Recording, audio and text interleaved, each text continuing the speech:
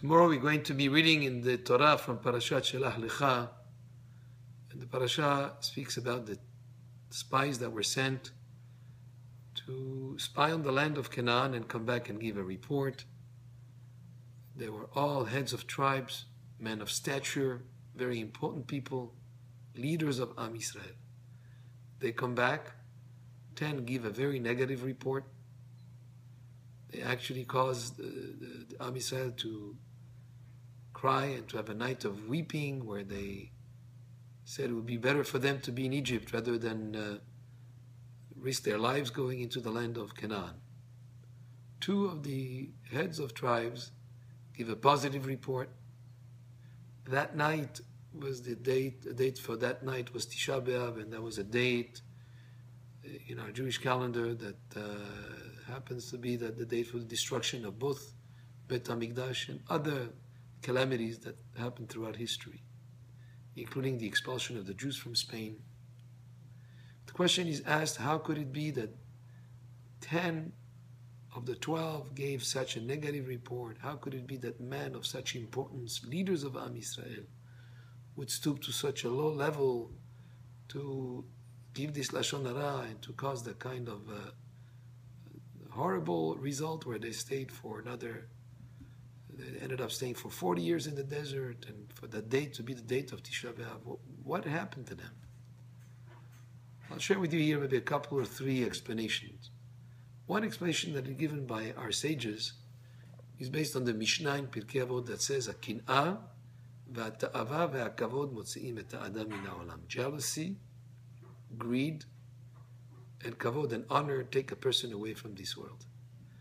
According to this explanation, the heads of tribes knew that when they would go into the land of Israel, when they would conquer the land and inherit the land of Israel and be present in Israel, there will be a king that will be appointed. There will be a centrality of government, so to speak. And they would lose their position of importance as the head of a tribe.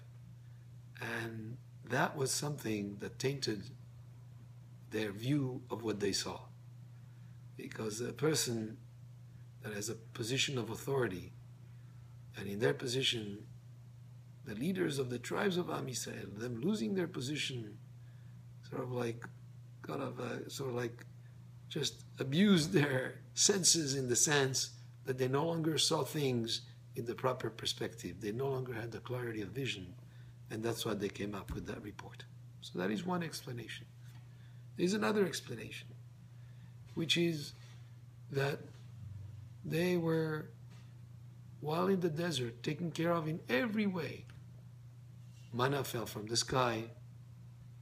Their clothes and their shoes didn't get older. Divine clouds surrounded them. They were protected from the elements. They could dedicate themselves fully to spirituality. They felt that if they went into the land of Israel, and they would have to work, and they would have to plant seeds and harvest, and they would be so involved in the day-to-day work that they will not be able to continue to be involved in spirituality in the same way that they were in the desert. And therefore, they felt that it would be better for Am Yisrael to stay in the desert than to go to the land for their good. In other words, they had a good intention, so to speak. But what they did not understand is actually the mission of all of us in this world is to take the physical and elevate it, to take the mundane and make it heavenly, to go in Eretz Yisrael and work and be involved in day-to-day work and elevate it to a point to serve the spiritual. That's something that is very spiritual in itself.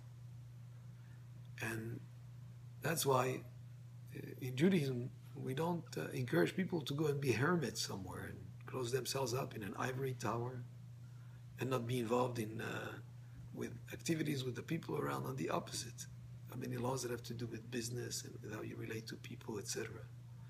And even an activity of work, if it's done with a proper perspective, it's elevated to be actually a spiritual activity.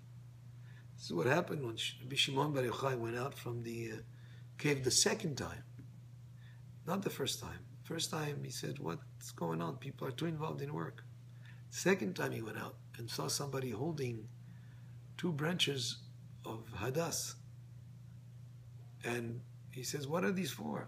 And it was answered, one is for Shamor and one is for Zachor. He said, wow, it's amazing. Even 2 small branches that are just from a tree, something that would seem to be totally unimportant, can be elevated to serve Hashem, to be sanctified, to be used for Shamor and Zachor for Shabbat. There are more reasons brought, but I think with these 2 explanations, we already have an idea of how could it be that these people, so they did not understand that, and that was actually their mistake. But the 2, Kalev ben Yefuneh, Yoshua bin Nun spoke positive, and over Shabbat we'll speak why specifically those 2 were the ones that gave the positive report. Baruch Adonai Le'olam, Amen ve'amen, and Shabbat Shalom.